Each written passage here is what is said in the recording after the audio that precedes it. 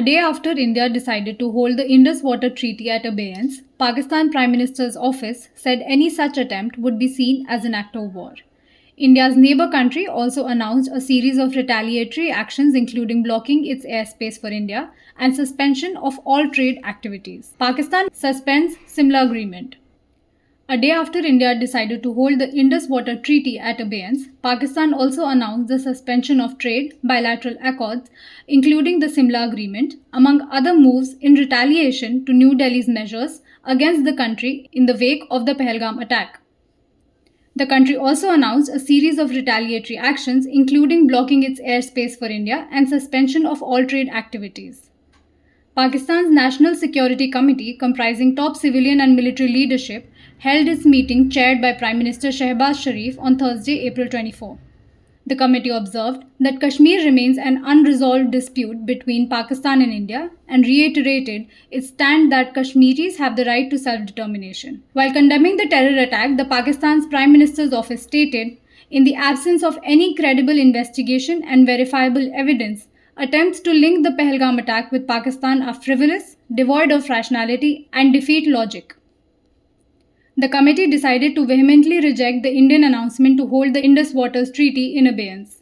They stated that the treaty is a binding international agreement brokered by the World Bank and contains no provision for unilateral suspension. US issues do not travel advisory for Jammu and Kashmir after Pahalgam terror attack. The United States of America has issued a do not travel advisory for Jammu and Kashmir owing to the terror attacks and possible violent civilian unrest in the Union territory and also within 10 kilometers of the India-Pakistan border.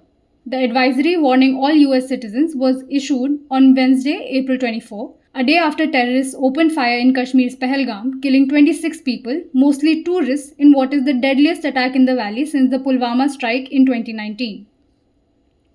It also asked its citizens to avoid going within 10 kilometers of the India-Pakistan border due to potential for armed conflict. Centre holds all-party meeting. Shah and Jaishankar briefed President Murmu on Pahalgam attack. PM Modi says conspirators of Pahalgam attack will be punished beyond their imagination. The Union government convened an all-party meeting on Thursday, April 24, in the aftermath of the terror attack in Pahalgam in Jammu and Kashmir, which left 26 people dead and several injured. Union Home Minister Amit Shah and Minister of External Affairs S. Jaishankar briefed President Draupadi Murmu over Pahalgam attack. 2 days after the terrorist attack, in which at least 26 people were killed, addressing a public rally in Bihar's Madhubani district on Thursday, April 24, Prime Minister Narendra Modi said that those responsible for the terrorist attack and their conspirators will be punished beyond their imagination.